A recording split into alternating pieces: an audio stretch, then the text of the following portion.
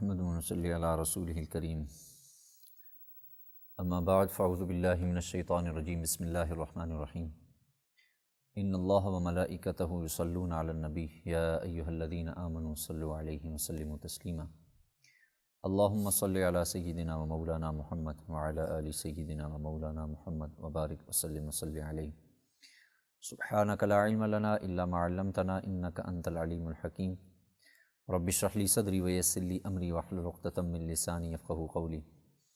اللہم نور قلوبنا بعلمک واستعمل بدنا بطاعتک اللہم الہمنا رشدنا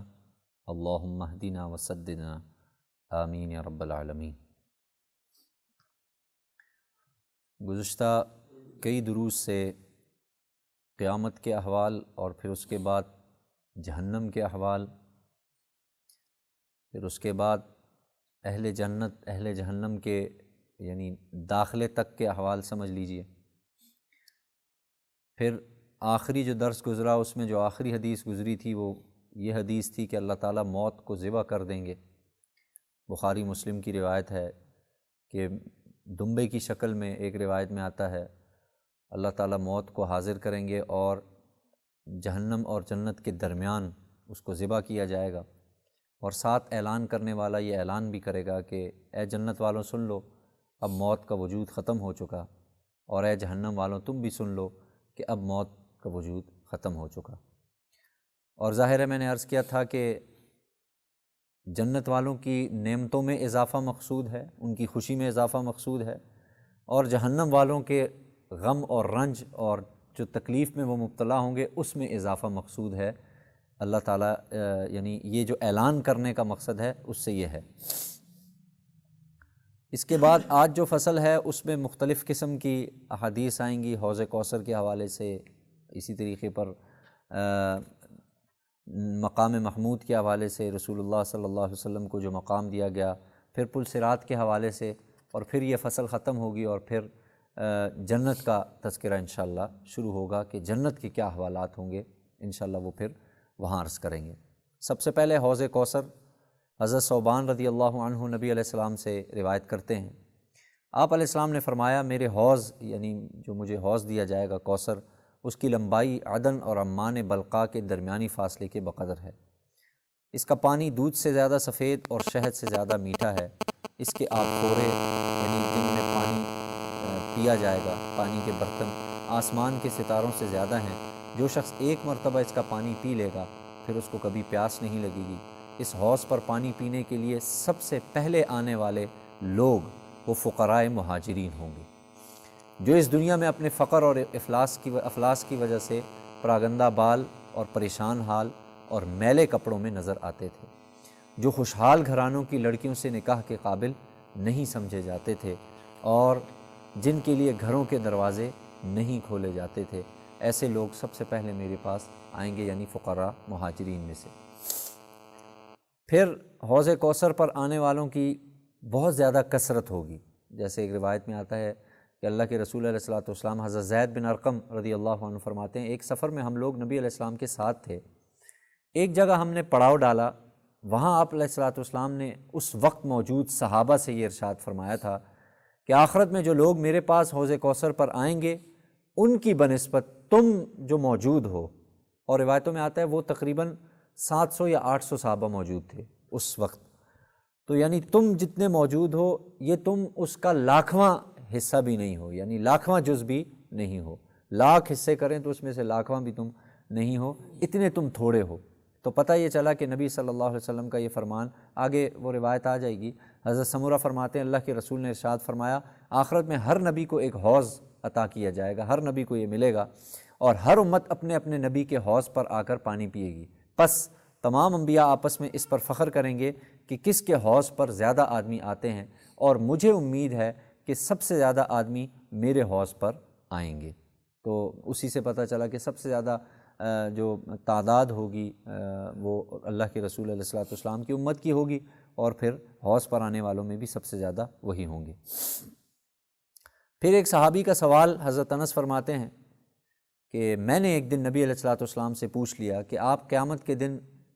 میرے لیے سفارش کریں گے، شفاعت فرمائیں؟ درخواست کی کہ آپ قیامت کے دن میرے لیے شفاعت فرمائیں۔ آپ نے ارشاد فرمایا اچھا میں آپ کے لیے شفاعت کروں گا۔ میں نے عرض کیا اللہ کے رسول اس وقت میں آپ کو کہاں تلاش کروں گا، آپ مجھے کہاں ملیں گے؟ آپ علیہ الصلوۃ والسلام نے 3 جگہوں کے بارے میں ارشاد فرمایا کہ میں 3 جگہوں میں سے کسی ایک جگہ پہ ضرور ہوں گا۔ سب سے پہلے پل صراط پر مجھے تلاش کرنا، میں وہاں پہ موجود ہوں گا۔ اگر میں وہاں نہ ہوا، اگر پل صراط پر میں نہ پایا گیا، تو پھر آپ علیہ السلام نے ارشاد فرمایا مجھے میزان کے پاس تلاش کرنا، جو حساب و کتاب کا ترازو ہوگا اس کے پاس مجھے تلاش کرنا۔ پھر حضرت انس فرماتے ہیں میں نے عرض کیا اللہ کے رسول اگر آپ کو میں وہاں بھی نہ پاؤں تو پھر کیا کروں؟ تو پھر آپ علیہ الصلوۃ والسلام نے فرمایا اگر ان دونوں جگہ میں نہ ملوں تو پھر مجھے حوض پر مجھے تلاش کرنا، میں ان 3 جگہوں کے علاوہ قیامت کے دن اور کہیں پر نہیں ہوگا، یعنی یا تو پل صراط پر، اور وہ بھی اس وقت بھی محدثین فرماتے ہیں، یہ ترمذی شریف کی روایت ہے اس کی شرح میں، کہ بھئی وہ اس دن آپ کا پل صراط پر ہونا یا میزان کے پاس ہونا وہ اپنی ذات کے لیے نہیں بلکہ امت کے لیے ہی ہوگا، کہ آپ علیہ الصلوۃ والسلام کی کوشش ہوگی کہ زیادہ سے زیادہ لوگ پل صراط پار کر جائیں۔ پھر میزان کی جگہ جب ترازو کی جگہ آئے گی وہاں یہی کوشش ہوگی زیادہ سے زیادہ لوگوں کا پلڑا ان نیکیوں کا بھاری ہو جائے، اور پھر آخری تو ظاہر ہے حوض کوثر ہے اور وہاں پہ آپ موجود ہوں گے۔ آپ صلی اللہ علیہ وسلم کو ایک مقام دیا جائے گا قیامت کے دن، اسے مقام محمود کہا جاتا ہے۔ ہم لوگ قرآن مجید کی آیت عسیٰ ان یبعثک ربک مقاما محمودا، اور اسی طریقے سے اذان کے بعد جو دعا ہے اس میں بھی اس کا ذکر آتا ہے۔ حضرت ابن مسعود رضی اللہ عنہ نبی علیہ السلام سے روایت کرتے ہیں کہ آپ صلی اللہ علیہ وسلم سے پوچھا گیا اے اللہ کے رسول یہ مقام محمود کیا ہے جس کا تذکرہ قرآن میں بھی آیا ہے، آیت اللہ تعالیٰ نے نازل کی کہ آپ کو اللہ مقام محمود عطا فرمائیں گے، وعدہ ہے۔ آپ علیہ السلام نے ارشاد فرمایا اس دن یعنی قیامت کے دن جب مجھے یہ مقام محمود عطا ہوگا اللہ تعالیٰ اپنی کرسی پر نزول فرمائے گا، اور وہ کرسی چرچرائے گی جس طرح نئے چمڑے کی تنگ زین چرچراتی ہے، یعنی اس کی آواز نکلے گی اس کرسی۔ اللہ اپنی شان کے مطابق اللہ تعالیٰ کا نزول ہوگا اس کرسی پر، اور اس کرسی کی کشادگی اور وسعت اتنی ہے جتنی زمین اور آسمان کے درمیان کی وسعت ہے، اتنی زیادہ وسیع ہے۔ پھر تم کو برہنہ پا، ننگے بدن اور بے ختنہ میدان حشر میں لایا جائے گا، یعنی وہ پیچھے روایت گزر چکی ہے کہ قبروں سے اٹھایا جائے گا، تو جب قبروں سے اٹھایا جائے گا تو اس وقت آدمی ایسے ہی نکلے گا جیسے ماں کے پیٹ سے نکلا تھا، پاؤں، ننگے بدن، ننگے سر، بے ختنہ، یعنی دنیا میں آ کے ختنہ ہو جاتا ہے وہاں بے ختنہ۔ اور اس دن سب سے پہلے جس شخص کو اللہ تعالیٰ لباس پہنایا جائے گا، لباس پہنائیں گے، وہ ہوں گے حضرت ابراہیم علیہ الصلوۃ والسلام۔ چنانچہ اللہ تعالیٰ فرشتوں کو حکم دیں گے کہ جاؤ میرے اس دوست کو لباس پہناؤ۔ چنانچہ جنت کی چادروں میں سے ملائم قسم کی 2 سفید چادریں لائی جائیں گی اور وہ حضرت ابراہیم علیہ السلام کو پہنائی جائیں گی، اور پھر اس کے بعد حضرت ابراہیم علیہ السلام کے فوراً بعد یعنی دوسرے نمبر پر مجھ کو اللہ تعالیٰ لباس پہنائیں گے، پھر میں اللہ تعالیٰ کی دائیں جانب کھڑا ہوں گا، اور یہ وہ مقام محمود ہے، یعنی اس وقت یعنی جو کرسی ہوگی اللہ کی شایان شان، اللہ کا نزول ہوگا اللہ کی شایان شان، لیکن آپ علیہ السلام اپنا مقام بتا رہے ہیں کہ میں اس وقت اللہ کی دائیں جانب کھڑا ہوں گا، اور یہ وہ مقام محمود ہوگا جو اللہ تعالیٰ مجھے عطا فرمائیں گے۔ اور اس کو دیکھنے یعنی جب لوگ مجھے دیکھیں گے اس پر اور تمام انبیاء دیکھیں گے تو پھر اگلے پچھلے جتنے بھی لوگ ہوں گے وہ اس پر کیا کریں گے، مجھ پر رشک کریں گے کہ نبی علیہ السلام کو یہ مقام دیا گیا ہے۔ اچھا جی، اگلی روایت میں نے عرض کیا اس فصل میں مختلف روایتیں ہیں، ایک ہی یعنی موضوع کی نہیں ہے۔ پل صراط سے گزرتے وقت اہل ایمان کا حال۔ حضرت مغیرہ بن شعبہ رضی اللہ عنہ فرماتے ہیں اللہ کے رسول نے ارشاد فرمایا قیامت کے دن پل صراط سے گزرتے وقت اہل ایمان کی علامت یہ الفاظ ہوں گے رب سلم سلم، اے اللہ، اے پروردگار ہمیں بچائیے، ہمیں بچائیے۔ یہ ایمان والوں کی ایک علامت، ایک نشانی ہوگی کہ جس وقت وہ گزر رہے ہوں گے تو اس وقت ان کی زبانوں پر یہ کلمات جاری ہوں گے۔ حضرت کبیرہ گناہ کرنے والے کے حق میں اللہ کے رسول علیہ السلام کی شفاعت۔ حضرت انس سے روایت ہے نبی علیہ السلام نے ارشاد فرمایا کبیرہ گناہ یعنی بڑے گناہ یہ کرنے والوں کے حق میں میری شفاعت صرف میری امت کے لوگوں کے لیے مخصوص ہوگی، یعنی میرے علاوہ باقی جو لوگ کبیرہ گناہ پہلی امتوں میں کر چکے ہیں ان کے لیے یہ سفارش کا حق حاصل نہیں ہوگا، مجھے یہ خاص قسم کا ایک حق حاصل اللہ تعالیٰ جو مجھے دیں گے وہ مجھے ملے گا۔ باقی کون بچے گا کون نہیں بچے گا ظاہر ہے یہ اس وقت میں ہی اس کی تفصیل آئے گی۔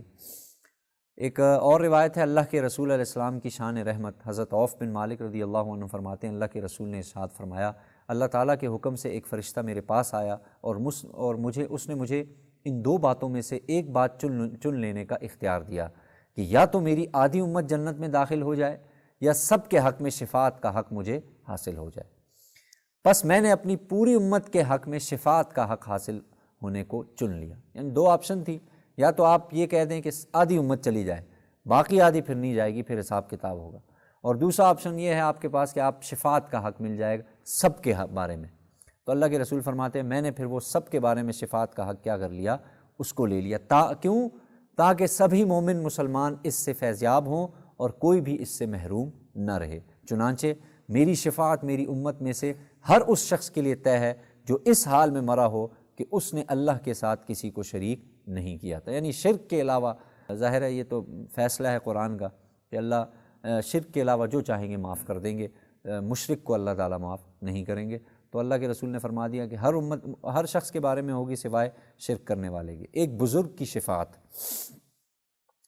حضرت عبداللہ بن ابی جدعہ رضی اللہ عنہ فرماتے ہیں میں نے اللہ کے رسول علیہ السلام کو یہ ارشاد فرماتے ہوئے سنا کہ میری امت کے ایک بزرگ اور صالح شخص کی شفاعت سے بنی تمیم کے آدمیوں کی تعداد سے بھی زیادہ لوگ جنت میں داخل ہوں گے۔ یعنی اس سے یہ مراد ہے کہ ایک نیک بزرگ جسے ہم اللہ والا کہہ دیتے ہیں، یعنی اس شخص کی سفارش بھی یعنی یہ صرف اللہ کے رسول علیہ السلام کی امت کو یہ حق حاصل ہے، جیسے حافظ کی سفارش آپ کے علم میں ہے کہ حافظ قرآن سفارش کرے گا ان 10 لوگوں کے بارے میں، اسی طریقے سے ایک عالم جو ہے وہ سفارش کرے گا۔ اسی طریقے سے نبی علیہ السلام کی اس روایت سے پتہ چلا ایک بزرگ آدمی، ایک نیک بزرگ آدمی، سفید ریش آدمی جو نیک بھی ہو، تو وہ شخص اتنے لوگوں کی سفارش کرے گا کہ بنی تمیم کے آدمیوں سے بھی زیادہ۔ بنی تمیم ایک بہت بڑا، جس میں حضرت تمیم داری رضی اللہ تعالیٰ عنہ اور دیگر کئی صحابہ ہیں، ایک بہت بڑا قبیلہ تھا، تو اس کے آدمیوں کی تعداد سے زیادہ اللہ تعالیٰ اس ایک بزرگ کی وجہ سے اللہ تعالیٰ جنت میں داخل فرمائیں گے۔ آخری روایت پڑھ لیتے ہیں، پھر اس کے بعد جنت وغیرہ کا جو تذکرہ آئے گا انشاءاللہ اس کو آئندہ ہفتے۔ حضرت ابو سعید رضی اللہ عنہ سے روایت ہے، اللہ کے رسول نے ارشاد فرمایا میری امت میں سے جن لوگوں کی شفاعت کا حق اور اذن حاصل ہوگا، جیسے علماء، شہداء اور صلحاء، تو ان میں سے کوئی تو کئی جماعتوں کی سفارش کرے گا، شفاعت کرے گا، کوئی ایک قبیلے کی شفاعت کرے گا، کوئی ایک عصبہ کہتے ہیں 10 سے 40 آدمی، تو 10 سے لے کر 40 آدمیوں کی سفارش کرے گا، اور کوئی صرف ایک ہی آدمی کی سفارش کرے گا۔ غرض یہ کہ اسی طرح شفاعت کے نتیجے میں اللہ کرے گا کہ ساری امت جنت میں کیا ہو جائے گی، داخل ہو جائے گی۔ بہرحال اس پر بہت سے محدثین کی بہت سی ارشادات ہیں، لیکن یہاں آپ علیہ السلام نے جو اصل مقصد سمجھایا وہ یہ ہے کہ وہی میں نے عرض کیا کہ کسی علماء ہیں ان کو الگ سفارش ہے، شہداء ہیں وہ الگ سفارش ہے، صلحاء ہیں وہ الگ سفارش کریں گے، یہاں تک کہ بعض لوگ پوری جماعت کو، بعض لوگ ایک پورے قبیلے کو، بعض لوگ 10 سے لے کر 40 آدمیوں تک، اور آخر میں ایسے لوگ بھی ہوں گے جو ایک آدمی ایک کو لے کے جائے گا۔ تو ایسے کرتے کرتے آپ علیہ السلام نے فرمایا ایک وقت یعنی ایسا ہو جائے گا کہ ساری امت ہی جنت میں داخل ہو جائے گی۔ بہرحال اللہ تعالیٰ سے دعا ہے اللہ تعالیٰ ہمیں رسول اللہ صلی اللہ علیہ وسلم کی شفاعت نصیب فرمائے۔